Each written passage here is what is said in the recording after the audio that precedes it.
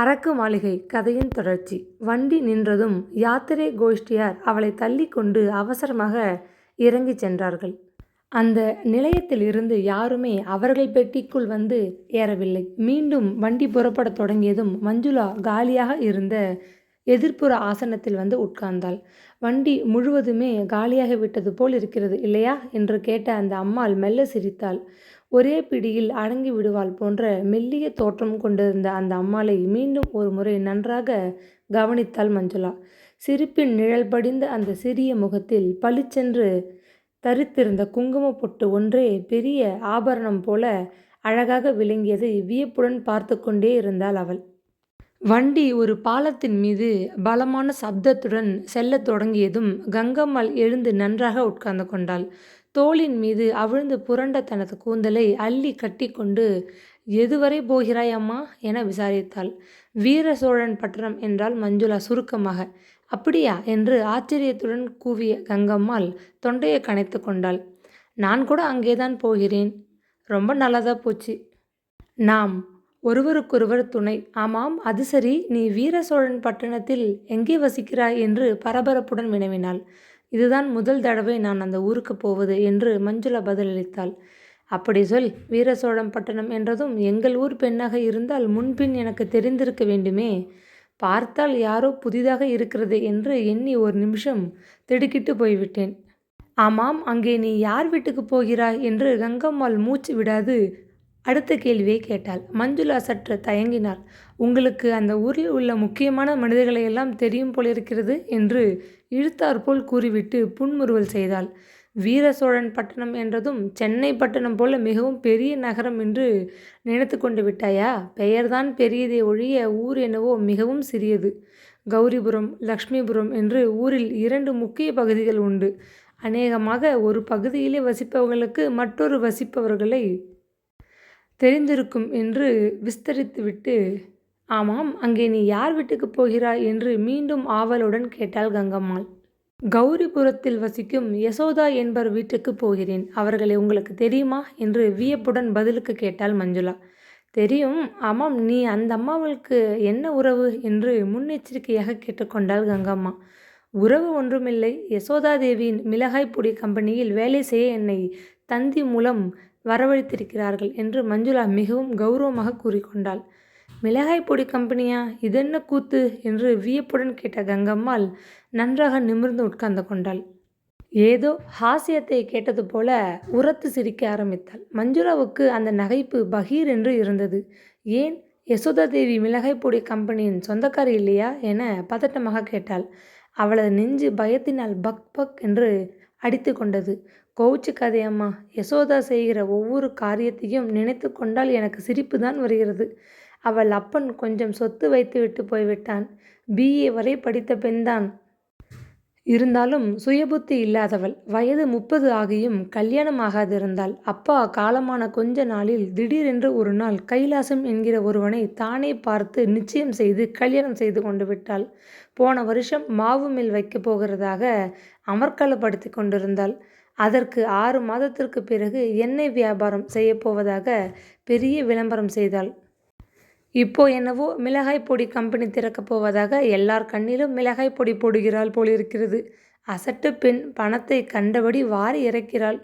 எல்லாம் தண்டச்சோறு. அந்த கைலாசத்தின் வேலை.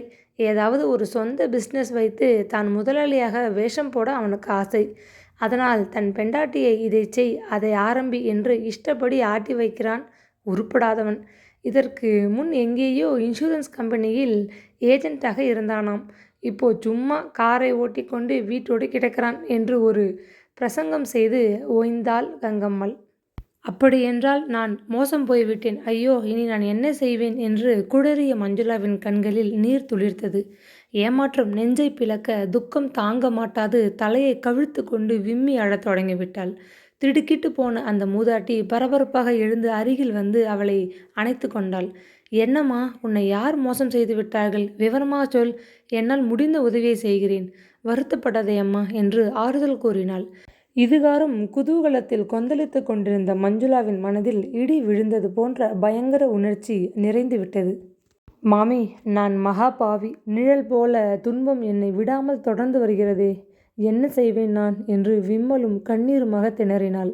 அம்மா, என்ன உன் தாயார் போல பாவித்துக்கொள். விவரமாகச் சொல், என்ன ஆயிற்று? ஏன் இப்படி வருத்தப்படுகிறாய் என்று மிகவும் அனுதாபத்துடன் கேட்ட கங்கம்மாள் அவளது முதுகை மெல்ல தடவி கொடுத்தாள்.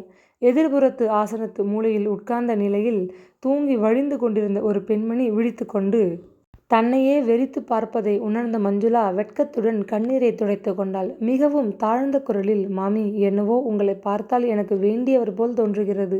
என் வாழ்க்கை நடக்க முடியாத ஒரு கதை போல இருக்கிறது. எனக்கு என்ன சொல்றதென்றே தெரியவில்லை மாமி என்று திக்கினாள்.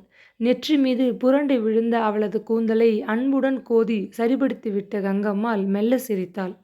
எல்லோருடைய வாழ்க்கையையும் யோசித்து பார்த்தால் ஒரு கதை போலத்தான் பலவிதமான ரசங்கள் நிறைந்திருக்கும். விவரமாகச் சொல். யசோதாவின் மிளகாய் பொடி கம்பெனியில் ஒரு குமஸ்தா வேலை காலி இருக்கிறதென்று யார் உனக்கு சொன்னார்கள்? யாருடைய ஆலோசனையை கேட்டு நீ புறப்பட்டு வந்தாய் என்று ஆவலுடன் கேட்டாள். யாரும் யோசனை சொல்லவில்லை. பத்திரிகையில் யசோதா செய்திருந்த விளம்பரத்தை கண்டு மனு போட்டேன். புறப்பட்டு வந்து சேரும்படி தந்தியும் மணி ஆர்டரில் 1 மாத சம்பள பணமும் முன்னதாக அனுப்பி அடைத்தார்கள். அதனால் வந்தேன் என்று விக்கினாள். துக்கம் நிறைந்த மனதால் கங்கம்மாள் சிறிது நேரம் பேசவில்லை. ஒரு சமயம் நான் நினைப்பது தப்பாக இருக்கலாம். வீணாக ஒருத்தி பணம் அனுப்பி உன்னை வரவழைப்பாளா? நான் 4 மாதங்களாக ஊரில் இல்லை. என் ஒன்றுவிட்ட தம்பியின் மனைவிக்கு ஆபரேஷன் ஆகி ஆஸ்பத்திரியில் ஆபத்தான நிலையில் இருந்தாள். குழந்தைகளை கவனிக்கவும் வீட்டை பார்த்து கொள்ளவும் தக்க மனிதர் இல்லாமல் தம்பி தவித்து போனான். உதவி செய்ய நான் புறப்பட்டு சென்னைக்கு வந்தேன். தம்பி மனைவி நல்லபடியாக வீடு வந்து சேர்ந்ததும் உடனே என்னை ஊருக்கு அனுப்ப மறுத்து 2 மாதம் கூட இருந்து போக நிர்பந்தம் செய்தார்கள். அதனால் தங்கிவிட்டேன். நான் ஊரில் இல்லாத சமயம் ஒரு சமயம் யசோதா மிளகாய் பொடி கம்பெனி ஆரம்பித்திருக்கிறாளோ என்னவோ. நான் நினைத்தது பிசகாகவும் இருக்கலாம். எதற்கும் நீ அவசரப்படாதே. போய் பார். அவள் உன்னை வீணே வரவழைத்திருப்பதாக புலப்பட்டால் அடுத்த ரயிலில் ஊருக்கு திரும்பிவிடு. அவள் பணம்தானே நஷ்டமாகப் போகிறது என்றாள். அதுதான் இல்லை மாமி. வேலை இல்லை என்று நான் ஊருக்கு திரும்ப முடியாதே என்று துக்கத்துடன் திணறினாள் மஞ்சுளா. ஏன் அம்மா, உன் தந்தை அப்படி கோபிப்பாரா என்ன? விசித்திரமாக இருக்கிறதே நீ சொல்வது என்று ஆச்சரியத்துடன் கேட்டாள் கங்கம்மாள். வீடு என்று எனக்கு ஒரு இடம் இருந்தால்தானே போக முடியும்.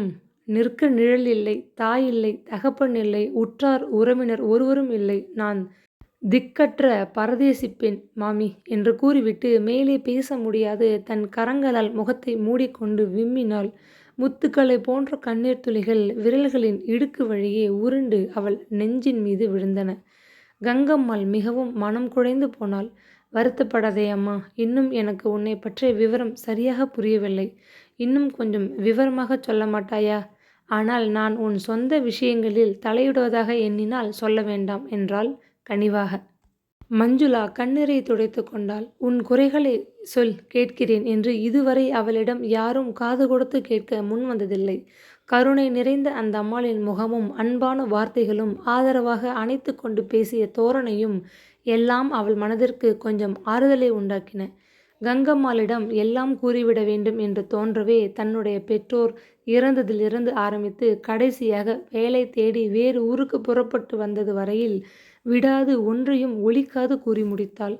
கதையை கேட்டு கொண்டிருந்த சுவாரஸ்யத்தில் வண்டி சில நிலையங்களில் ஆங்காங்கே நிற்பதையும் இடையே பலர் ஏறியதையும் இறங்கிச் சென்றதையும் கங்கம்மாள் கவனிக்கவே இல்லை. இப்போ புரிந்ததா மாமி, என் நிலைமை எவ்வளவு கேவலமானது என்று உங்களுக்கு விளங்குகிறதா என்று கேட்ட மஞ்சுளாவின் குரல் தழதழத்தது. கங்கம்மாள் கண்களை துடைத்து கொண்டாள். யௌவனத்தின் பூரிப்பில் மகிழ்ச்சி பொங்கி ஆனந்தமாக இருக்க வேண்டிய அந்த இளம் பெண்ணிற்கு ஏற்பட்ட பல கஷ்டங்களையும் கேட்டு அவள் மனம் மிகவும் நெகிழ்ந்து விட்டது. நல்லதை நினைத்து கொண்டு நீ அங்கு வேலைக்கு போ. சரிபடாது போய்விட்டாலோ அல்லது உனக்கு வேலை பிடிக்காவிட்டாலோ வேறு வேலை ஏதாவது தேடிக்கொள்ளலாம். அதுவரை சில நாட்கள் எங்கள் வீட்டில் வந்து நீ தாராளமாக தங்கலாம். எனக்கு ஒரே பிள்ளைதான் பகவான் கொடுத்தார். அவன் தற்சமயம் பம்பாயில் வேலை செய்து கொண்டிருக்கிறான். என்னையும் என் கணவரையும் தவிர வீட்டில் வேறு யாரும் கிடையாது. நாங்கள் மிகவும் சாதாரண மனிதர்கள். ஆனால் ஒரு சில நாட்கள் எங்களோடு நீ வசித்தால் ஏழையாகிவிட மாட்டோம். நாங்கள் சாப்பிடும் கஞ்சியையோ கூழையோ உன்னோடு சந்தோஷமாக பகிர்ந்து கொள்வோம் என்று ஆறுதலாக கூறிவிட்டு புன்முறுவல் செய்தாள். நகைகள் ஏதும் அதிகம் இல்லாவிடினும் அந்த முகத்தில் தவழ்ந்த புன்னகையே ஒரு பெரிய பொன்னகையாக அம்மூதாட்டியின் முக வசீகரத்தை பன்மடங்காகச் செய்வதைக் கண்டு மஞ்சுளா ஆச்சரியமுற்றாள். மிக்க நன்றி. இப்படி சொல்வதற்கு கூட எனக்கு இதுவரை யாரும் சிநேகிதர் இருந்ததில்லை என்று திணறினாள் மஞ்சுளா. பிறகு இருவரும் பற்பல விஷயங்களைப் பற்றி பேசிக் கொண்டிருந்தார்கள். பொழுது விடியும் தருவாயில் வண்டி ஒரு சிறிய நிலையத்தை அடைந்தது. இருவரும் கீழே இறங்கிச் சென்று அருகில் இருந்த குழாயில் பல் துலக்கி முகம் கழுவிக் கொண்டார்கள். கங்கம்மாளை முதலில் போய் வண்டியில் ஏற்றிக்கொள்ளச் சொல்லிவிட்டு 2 டம்ளர் காப்பியை வாங்கி கையில் கொண்டு போன கூஜாவில் நிறைத்து கொண்டு ஓடி வந்து வண்டியில் ஏறிக்கொண்டாள் மஞ்சுளா. இவ்வளவு தூரம் பேசினோம், ஆச்சு. இன்னும் 2 ஊர்கள் தாண்டினால் வீர சோழன் பட்டணம் வந்துவிடுவோம். நீ இன்னும் என் வீட்டு விலாசத்தை கேட்டு தெரிந்து கொள்ளவில்லையே என்று கேட்ட கங்கம்மாள் கூஜாவை திறந்து சூடான காப்பியை டம்ளரில் விட்டு அந்த பெண்ணிடம் நீட்டினாள். ஆமாம் மாமி, நான் ஒரு அசட்டு பெண். பல கவலைகளில் எனக்கு ஞாபக சக்தி கூட குறைய தொடங்கிவிட்டது. தங்கள் விலாசம் என்ன என்று சொல்லுங்கள், நான் பத்திரமாக எழுதி வைத்துக் கொள்கிறேன் என்றாள் மஞ்சுளா. எழுத வேண்டிய அவசியமில்லை, ஞாபகத்தில் வைத்துக் கொள்வது மிகவும் சுலபம். கங்கம்மாள் லக்ஷ்மிபுரம் என்றால் யாருமே சொல்லிவிடுவார்கள். வீட்டு நம்பர் 40 என்று கூறிவிட்டு கங்கம்மாள் இன்னொரு டம்ளரில் காப்பியை நிறைத்து மெல்ல பருகத் தொடங்கினாள். வீர சோழன் பட்டணம் நெருங்குவதற்கு கொஞ்ச நேரமே இருந்ததனால் அங்கே இறங்கிப் போகிற பிரயாணிகள் அனைவரும் தங்கள் சாமான்களை தேடி எடுத்து வைத்து கொள்ள ஆரம்பித்தனர். கங்கம்மாள் தமது தகர டப்பாவையும் மூட்டையையும் ஒன்றாக இறுக கட்டி வைத்துவிட்டு தனது கூந்தலை அவிழ்த்து தட்டி முடிந்து கொண்டாள். முதலாக உத்தியோகம் செய்வதற்காக ஊருக்கு வந்திருக்கும் போது புரண்ட கூந்தலும் அலங்கிய ஆடையுமாக காட்சியளிக்க மஞ்சுளா விரும்பவில்லை. பெட்டியில் இருந்த முகம் பார்க்கும் கண்ணாடியையும் சீப்பையும் எடுத்து தன் கூந்தலை அழகாக வாரி பின்னி முடிந்தாள். நெற்றி மீது பளிச்சென்று குங்குமப் பொட்டு ஒன்றை வைத்து கொண்டாள். முதல் நாள் புதிதாக வாங்கிய நூல் சேலைகளில் ஒன்றை எடுத்து உடுத்தி கொண்டு தனது பெட்டியை மூடி பூட்டி ஜன்னல் அருகே வந்து தயாராக உட்கார்ந்து கொண்டாள். வீர சோழன் பட்டணம் என்று பெயர் பொறித்த பலகையை கண்ணுற்றதும் அவளது நெஞ்சு விவரிக்க இயலாத ஒருவித பயத்தில் பக் பக் என்று அடித்து கொண்டது. வண்டி அதிக நேரம் நிற்காது, சீக்கிரம் இறங்கிவிடு என்று கங்கம்மாள் உத்தரவிட்டதை கேட்டதும் கனவு உலகத்தில் இருந்து குதிப்பவள் போல் தனது பெட்டியை சுமந்த வண்ணம் வண்டியினின்று இறங்கினாள் மஞ்சுளா. யாருமற்ற அனாதை பெண்ணான தனக்கு இந்த வீர சோழன் பட்டணமாவது நல்ல வரவேற்பு கொடுத்து அடைக்கலம் அளிக்காதா என்று அவள் பேதை நெஞ்சம் கடவுளை பிரார்த்தித்தது. வழக்கம் போல் வண்டி அரை மணி தாமதமாகத்தான் அன்று வந்து சேர்ந்திருந்தது. காலை வேளையில் கிளப்பிற்கு சென்று ஒரு செட் டென்னிஸ் ஆடாவிட்டால் கைலாசத்திற்கு உடம்பாகவே இருக்காது. ஆகவே கைகளை உயர தூக்கி முதுகை நெளித்து சோம்பல் முறித்துவிட்டு பெரியதொரு கொட்டாவி விட்டான். நிலையத்திலே வந்து நின்ற வண்டியிலிருந்து இறங்கிய பெண்களை ஓரக்கண்ணால் பார்த்த வண்ணம் வெறுப்பாக நின்று கொண்டிருந்தான். வேலைக்கு வரப்போகும் பெண் குமஸ்தாவை காத்திருந்து அழைத்து வரும் பொறுப்பை அவனது சகதர்மினி காலையில் எழுந்ததும் அவன் கையில் ஒப்படைத்து விட்டிருந்தாள். தான் ஆரம்பிக்கவிருந்த மிளகாய் பொடி வியாபாரத்திற்கு பணம் வேண்டியிருக்கும் என்று யசோதாதேவி வீட்டு செலவை பலவித வகையில் சிக்கனப்படுத்த ஆரம்பித்தாள். அதன் பயனாக அவர்கள் வீட்டு பழைய மாடல் ஓட்டை காரை ஓட்டிக் கொண்டிருந்த டிரைவர் முனுசாமி முதல் தேதியோடு வேலையிலிருந்து நீக்கப்பட்டு விட்டான். புத்தம் புதிய பியூக்காக இருந்தாலாவது கார் சாரத்தியம் செய்ய கைலாசத்திற்கு கொஞ்சம் ஆசை இருந்திருக்கும். பேரிச்சம்பழக்காரனிடம் போடுவதற்கு பதில் ஷெட்டில் பத்திரமாக பூட்டி வைத்திருந்த கார் என்ற அந்த தகர டப்பாவை கண்டாலே தங்களுடைய சொத்து என்று உரிமை பாராட்டக்கூட அவனுக்கு அவமானமாக இருந்தது. அதை ஓட்டிக்கொண்டு வீர சோழன் பட்டணத்தின் நாகரிகத்தின் சிரமமான கடைத்தெருவில் வழியே போவதென்றால் அவனுக்கு எப்படி இருந்திருக்கும்? கைலாசம் பற்களில் நரநரவென்று கடித்தான். பொங்கிக் கொண்டு எழுந்த ஆத்திரத்தை உதறிவிட விரும்புகிறவன் போல் தோள் மீது புரண்ட அங்கவஸ்திரத்தை எடுத்து உதறி விட்டு மீண்டும் போட்டுக்கொண்டான். அவன் கோபம் அப்பொழுது அடங்கவில்லை. பணத்தை லேசில் வெளியில் எடுத்தால்தான மகராசி சதா பூட்டி பத்திரப்படுத்தி வைக்கிறாள். யாருக்கோ தெரியவில்லை. ஒரு பொருளை வாங்கும்படி அம்மாளை தாஜா செய்வதற்குள் இங்கே ஐயா பிராணன் பாதி போய்விடுகிறது. பெண்கள் கையில் பணம் இருந்துவிட்டால் அவர்களை நம்பி வாழும் ஆண்கள் பாடு பெரும் அவஸ்தைதான் என்று தெரியாமலா சொல்கிறார்கள்? நாய்க்குட்டி போல் பின்னால் ஓடி வர ஏவுகிறாளே, சேச்சே, இதென்ன பிழைப்பு என்று தனக்குள்ளே மெல்ல முணுமுணுத்து கொண்டு நிலையத்தின் மீது முன்னும் பின்னும் உலாவிக் கொண்டிருந்தான். கருமி சிகாமணியான தன் மனைவியை நம்பி வேலைக்கு வரும் அந்த பெண் குமஸ்தாவை நினைத்து ஒரு பக்கம் அவனுக்கு கொஞ்சம் பரிதாபமாக இருந்தது. மற்றொரு பக்கம் ஆச்சரியமாகவும் இருந்தது. மஞ்சுளா என்ற அழகான பெயரை கேட்டதும் அவன் ஏமாற தயாராக இருக்கவில்லை. பெயரை கேட்டு ஏமாந்துதானே ஸ்ரீமதி யசோதாதேவியின் கணவனாகும் நிர்பந்தத்தில் அகப்பட்டு கொண்டு விட்டான். ஆனால் அதை பற்றி தற்சமயம் அவன் வருத்தப்பட்டும் பயனில்லை. SSLC பரீட்சைக்கு முழுக்கு போட்டுவிட்டு அவன் வயிற்று பிழைப்புக்கே தொழில் தேடிக்கொண்டு எப்போது கிளம்பினானோ அன்றிலிருந்து அவனுக்கு ஒரு இடத்திலும் ஸ்திரமாக உத்தியோகம் வாய்க்கவில்லை. ஆனால் பாவம், அவன் எந்த தொழில் வேண்டுமானாலும் செய்ய தயாராக இருந்தான்.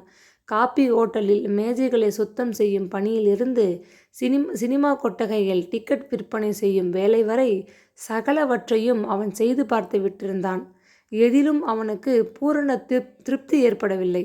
மனமும் லயிக்கவில்லை. கைலாசத்தின் அகராதியில் திருமணம் என்பது ஒரு தனித்தொழிலாக இருந்தது. ஆனால் அதில் கூட அவனுக்கு அதிர்ஷ்டம் இருக்கவில்லை. 2 பெண், வேறு ஆண் சந்ததி கிடையாது. தந்தைக்கு பிறகு சொத்து ஆளுக்கு பாதியாக பிரிக்கப்படும். சுமார் 2 லட்சத்திற்கு குறையாது அவள் பங்குக்கு கட்டாயம் கிடைக்கும் என்ற தீவிரமான நம்பிக்கையில் கால் நொண்டியாக இருந்தாலும் பரவாயில்லை என்று ஜவுளிக்கடை முதலாளி ஒருத்தரின் மூத்த மகளை வரதட்சணை கூட வாய் திறந்து கேட்காது மாலையிட்டான். கைலாசத்தின் ஆசையில் மண்ணை தூவிவிட்டு அந்த பெண் திருமணமான அடுத்த மாதமே நெருப்பு விபத்தில் மரணமடைந்து விட்டாள். 2வது பெண்ணை தனக்கே மணமுடித்து கொடுக்க மாட்டார்களா என்ற ஆசையில் வெட்கத்தை விட்டு தனது மாஜி மாமனாரை தானே போய் கேட்டுவிட்டான் அவன். அவ்வளவுதான். தன் பெண் மரணமடைந்ததற்கு காரணம் மாப்பிள்ளையின் ஜாதக தோஷம்தான் என பூரணமாக நம்பிவிட்ட அந்த மனிதர் கையை ஓங்கிக் கொண்டு அவனை அடிக்கவே வந்துவிட்டார். தலை தப்பியது தம்பிரான் புண்ணியம் என்று அங்கிருந்து வெளியேறிய கைலாசம் தன் மனைவியின் நகைகளை பற்றியோ சீர்வகைகளை பற்றியோ வாதாடி ஒன்றும் வாங்கிக் கொள்ள முடியவில்லை. யௌவனமும் அழகும் கல்யாண மார்க்கெட்டில் ஆண்களுக்கு கிராக்கியும் இருக்கும் வரை என்ன பயம் என்ற எண்ணத்தில் சில மாதங்களில் முதல் விவாகத்தில் ஏற்பட்ட ஏமாற்றத்தை மறந்துவிட்டான் அவன். தரகர் மூலம் கேள்விப்பட்ட ஒரு இடம் மிகவும் பிடித்தமாக இருக்கவே ஏற்கனவே மனமாகி மனைவியை இழந்தவன் என்ற விஷயத்தை வெளியே சொல்லிக் கொள்ளாமல் 1000 பொய் சொல்லி ஒரு தாலியை கட்டு என்ற நீதிமொழியை அப்படியே கைப்பிடித்து 4 லட்சம் ரூபாய்கள் சொத்திற்கு ஏக வாரிசான ஒரு விதவை தாயின் ஒரே மகளின் கழுத்தில் தாலியை கட்டி வைத்தான். கிழவி எப்போது கட்டையை கீழே போடுவாள் என்று அவன் ஆவலுடன் நாட்களை எண்ணிக்கொண்டிருந்த சமயம் 2 நாள் ஜுரத்திலே படுத்த அவனது 2வது மனைவி எழுந்திருக்கவே இல்லை.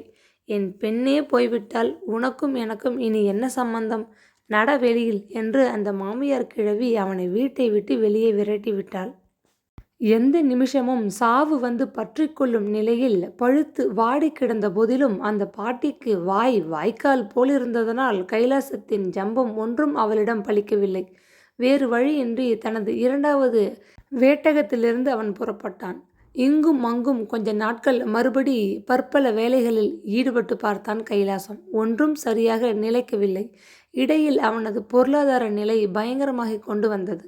என்ன செய்வோம் என்று அவன் கலங்கிக் கொண்டிருந்த சமயம் ஒரு நாள் காலை பத்திரிகையில் மணமகன் தேவை என்ற கவர்ச்சியானதொரு விளம்பரத்தை கண்டான். அதற்கு ஒரு கடிதம் எழுதி போட்டான். உடனே பதிலும் வந்தது. யசோதாதேவி என்ற பெயரை படித்ததும் கைலாசத்தின் தலை கிறுகிறுத்தது.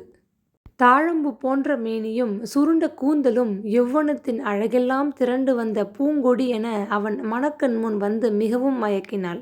கல்யாணத்திற்கு தேதி வைக்க சென்னையிலிருந்து புறப்பட்டான். வீர சோழன் பட்டணம் வந்து சேர்ந்த பிறகுதான் அவனுக்கு எத்தனை பெரிய ஏமாற்றம் காத்திருக்கிறது என்பது புரிந்தது. நெஞ்சு படபடக்க, தேகம் வியர்க்க விறுவிறுக்க ஆவல் தாழ முடியாது தேவி பவனம் என்ற அந்த மாளிகைக்குள் நுழைந்தான். காய்ந்த குச்சி போன்ற மெலிந்த உடலும் பனங்காய் போன்ற சற்றே பெரிய தலையும் உடைய ஒரு பெண்மணி நாற்காலியில் இருந்து எழுந்து வந்தாள். காபி சாப்பிட்றீங்களா? வண்டி தாமதமாகி விட்டது போலிருக்கிறது என்று அவள் கேட்டபொழுது கைலாசத்திற்கு காதுகளை பொத்திக் கொள்ள வேண்டும் போல் மிகவும் கஷ்டமாக இருந்தது. சிமெண்ட் தரை மீது கொஞ்சம் மண்ணை தூவிவிட்டு கனமானதொரு தகரப்பெட்டியை அதன் மேல் இழுத்தால் ஏற்படுமே கிரீச்சென்று ஒரு வகை சத்தம். அதை போன்று அபூர்வ குரல் படைத்திருந்த அந்த பெண் மேலே தொடர்ந்து பேசியபோது அவன் உடல் சிலிர்த்து போய்விட்டான். தாங்கள்தானே ஸ்ரீமான் கைலாசம் என்று கேட்ட அந்த பெண்மணி மெல்ல சிரித்தாள். மேல் உதட்டை தாண்டி கொண்டு வெளியே எட்டி பார்த்த 2 நீண்ட பற்களும் அவளது ஒட்டிய தாடைகளின் தப்பி தவறி ஒட்டி கொண்டிருந்த யௌவனத்தின் கொஞ்ச நஞ்ச அழகையும் அடித்து விரட்டிவிட்டன. இவளா யசோதாதேவி?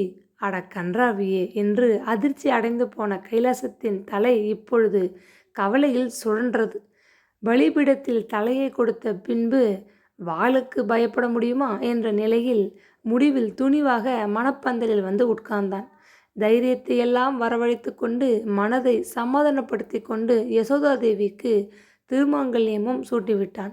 வாட்ட சாட்டமான மாப்பிள்ளை, எத்தனை அழகாக இருக்கிறான் பார்த்தியா? யசோதா அதிர்ஷ்டக்காரி என்று திருமணத்திற்கு வந்திருந்த பெண்களில் பலர் உரத்த குரலில் கூறி ஆச்சரியப்பட்டது அவன் காதுகளில் நன்றாக விழுந்தது. அவனுக்கு அந்த பேச்சு வெந்த புண்ணில் வேல் நுழைந்தது போல் கொடுமையாகத்தான் இருந்தது. தோற்றத்தில் மிகவும் இள வயது உடையவன் போல் தோன்றினாலும் உண்மையில் கைலாசத்திற்கு வயது 40 விட்டிருந்தது. யௌவனத்தின் மிடுக்கு குறையத் தொடங்கிவிட்டதனால் இனி அவனுக்கு முன்போல் புதிய வேலையை தேடிக்கொண்டு அலைந்து திரிய மனமில்லை. உடலில் வலுவும் இல்லை. வேலைக்கு நல்ல சாப்பாடு, வெளியே ஜம்பமாக சென்று வர கார் வசதி, உடுத்த நல்ல ஆடைகள், வசிக்க வீடு என்ற பல சௌகரியங்களும் ஒருங்கே கிடைத்ததனால் அழகற்ற யசோதாவை உதறிவிட்டு ஓடிவிட மனமில்லை. கொஞ்ச நாட்களில் ஆரம்பத்தில் இவனுக்கு ஏற்பட்டிருந்த அருவருப்பு குறையத் தொடங்கியது. கல்யாணமாகிவிட்டது, இனி மனைவி அழகு எப்படியாவது இருந்து தொலையட்டும் என்ற மனப்பான்மையில் நாளடைவில் உள்ளத்தை திடப்படுத்தி கொண்டு விட்டான். யசோதாவின் கையில் இருந்த பெட்டிச்சாவியை தன் வசப்படுத்தி கொள்ள ஒரு சில மாதங்களாக அவன் எத்தனையோ முயற்சி செய்து விட்டிருந்தான். அவள் காலால் ஏவியதை தலையால் செய்து முடித்து பார்த்தான். தேனே மானே கண்ணே என்று புகழ்ந்து பார்த்தான். ஒன்றுக்கும் மசியாத கெட்டியான பேர்வழியாக இருந்தாள் அவள்.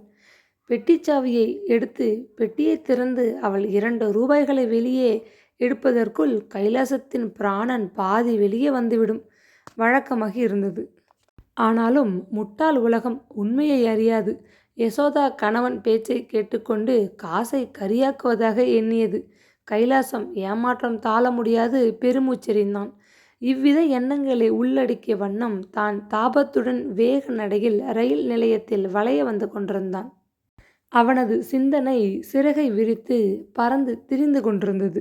உள்ளூரில் விலை போகும் மாடு வெளியூர் பக்கம் ஏன் போகப் போகிறது?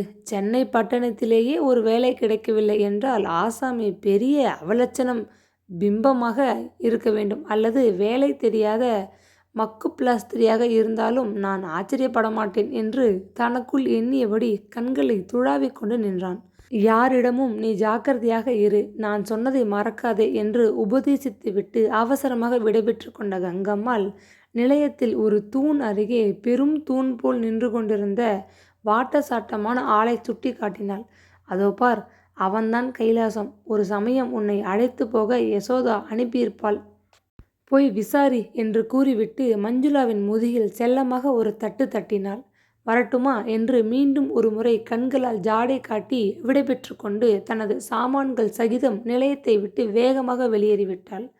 பெரிய தோல் பெட்டி ஒன்றை சிரமத்துடன் தானே சுமந்து கொண்டு துவண்டு வரும் பூங்கொடி என நடந்து வந்த ஒரு அழகிய இளம் நங்கை தன் அருகே வந்து நின்றதை கண்ட கைலாசம் திடுக்கிட்டு போனான். நீங்கள்தானா கைலாசம் என்று மெல்ல கேட்ட அந்த குரல் தேனாக பாய்ந்து காதுகளை இனிக்கச் செய்தது, மேனியை சிலிர்க்கச் செய்தது. நீங்கள்தான் மிஸ் மஞ்சுளாதேவியா என்று கேட்க சில வினாடிகள் சென்றன. வார்த்தைகள் தடுமாறின. தேவியும் இல்லை, கீவியும் இல்லை, வெறும் மஞ்சுளாதான் என்றால் மஞ்சுளா கன்னம் குழிய. அது சமயம் ரோஜா இதழ்கள் போல மென்மையாக காணப்பட்ட அவளது அதரங்கள் லேசாக பிரிந்தன. வரிசை பற்கள் முத்துகளைப் போல் பிரகாசிப்பதைக் கண்ட அவன் பிரமித்தே போய்விட்டான். கடவுளுக்கு ஏன்தான் எத்தனை வஞ்சமோ தெரியவில்லை. யசோதாவுக்கு அளிக்க வேண்டிய அத்தனை அழகையும் அள்ளி இந்த ஏழை பெண் மீது வருஷித்து விட்டிருக்கிறாரே. கட்டாயம் ஏழை பெண்ணாகத்தான் இருக்க வேண்டும், இல்லாவிட்டால் இந்த அற்ப உத்தியோகத்தை தேடிக்கொண்டு ஊரை விட்டு புறப்பட்டு வருவாளா என்று கொடியாக படர்ந்தது அவனது சிந்தனை. ஸ்ரீமதி யசோதாதேவி கூட வந்திருக்காங்களா என்று ஏதாவது பேச வேண்டுமென்று அரை மனதாக கேட்டு வைத்தாள் மஞ்சுளா. விழுங்கி விடுகிறவன் போல் தன்னை அந்த மனிதன் உறுத்து பார்ப்பதை கண்ணுற்ற அவளுக்கு மிகவும் அருவருப்பாக இருந்தது. முகத்தை மறுபுறம் திருப்பிக் கொண்டாள். யசோதாவுக்கு தலைவலி, அதனால் நானே வந்தேன். சாமான்கள் எல்லாவற்றையும் எடுத்துக்கொண்டு விட்டால் நல்லது. வண்டி நகர ஆரம்பித்து விட்டதே என்றான் கைலாசம் தடுமாற்றத்துடன். நான் கொண்டு வந்தது இந்த ஒரு பெட்டிதான், வேறு சாமான்கள் கிடையாது என்று மஞ்சுளா பதிலளித்ததும் கைலாசம் மீண்டும் ஒரு முறை அந்த பெண்ணை ஏற இறங்க உறுத்து பார்த்தான். அழகு என்றால் இப்படியல்லவா இருக்க வேண்டும்? வேலை செய்யாமல் சும்மா இருந்தால் கூட வீட்டிற்கு ஒரு தனி கலை ஏற்பட்டுவிடுமே என்று அவனது எண்ணம் அலைபாய்ந்தது. மஞ்சுளா பதில் பேசாது நிலையத்தை விட்டு வெளியே நடக்கலானாள். அடடா, அந்த பெட்டியை இப்படி கொடுங்க என்று கையை நீட்டினான் கைலாசம். பரவாயில்லை, நானே தூக்கி கொண்டு வருகிறேன் என்று மஞ்சுளா மறுத்தும் பயனில்லை. அவள் மேலே தடுக்கும் முன் கையை வலிய அவளிடமிருந்து நீட்டி பெட்டியை எடுத்துக்கொண்டான். இதோ இப்படி வாருங்கள், இதுதான் வெளியே செல்லும் வழி என்று கூறிக்கொண்டு முன்னால் நடந்தான். நிலையத்தில் அவனை அறிந்த 2 உள்ளூர்வாசிகள் அவனையும் அவன் பின்னால் அந்த அழகு பிம்பத்தையும் சற்று வியப்போடு மாறி மாறி பார்த்து கொண்டிருந்தார்கள். அதை கவனித்த கைலாசத்திற்கு சற்று பெருமையாகத்தான் இருந்தது. யசோதாவுடன் வெளியே புறப்படும் பொழுது தன் அழகிற்கு ஈடற்ற மனைவி என்ற மனக்குறையில் சில சமயம் உடல் அவனையும் அறியாது கூசி கூனி விடுவது உண்டு. ஆனால் இன்று அவன் தலை நிமிர்ந்து அகங்காரமாக நடந்து சென்றான். அழகானதொரு பெண் தன் பின்னால் நடந்து வருவதே ஒரு தனி மதிப்பாக இருந்தது. அத்துடன் அவன் மனதிற்கும் மிக்க ரம்மியமாக இருந்தது. மஞ்சுளாவின் கையில் இருந்த பிரயாணச் சீட்டை வாங்கி நிலைய அதிகாரியிடம் கொடுத்துவிட்டு ராஜ நடை போட்ட வண்ணம் வெளியே வந்தான். காரின் முன் ஆசனத்தின் கதவை திறந்துவிட்டு ஏறிக்கொள்ளுங்கள் என உபசரித்தான். பரவாயில்லை, நான் பின்னால் உட்கார்ந்து கொள்கிறேன் என்று சட்டென்று பதிலளித்த மஞ்சுளா காரின் பின் கதவை தானே திறந்து உள்ளே ஏறி உட்கார்ந்து கொண்டாள். 1 நிமிஷம் வந்துவிட்டேன் என்று உளறிவிட்டு காரின் பின்பக்கத்தை திறந்து பெட்டியை வைத்து பூட்டினான். பிறகு வேகமாக வந்து டிரைவர் ஆசனத்தில் ஏறி உட்கார்ந்து வண்டியை ஓட்டத் துவங்கினான். கதையை படிச்சுக்கிட்டே இந்த ஹைப்பை மட்டும் கொஞ்சம் கிளிக் பண்ணிங்கன்னா நீங்கள் படிக்கிற மாதிரி இன்னும் நிறைய பேருக்கு இந்த கதை போயிட்டு சேரும். ஹைப் மட்டும் கொஞ்சம் மறக்காமல் கொடுத்துருங்க.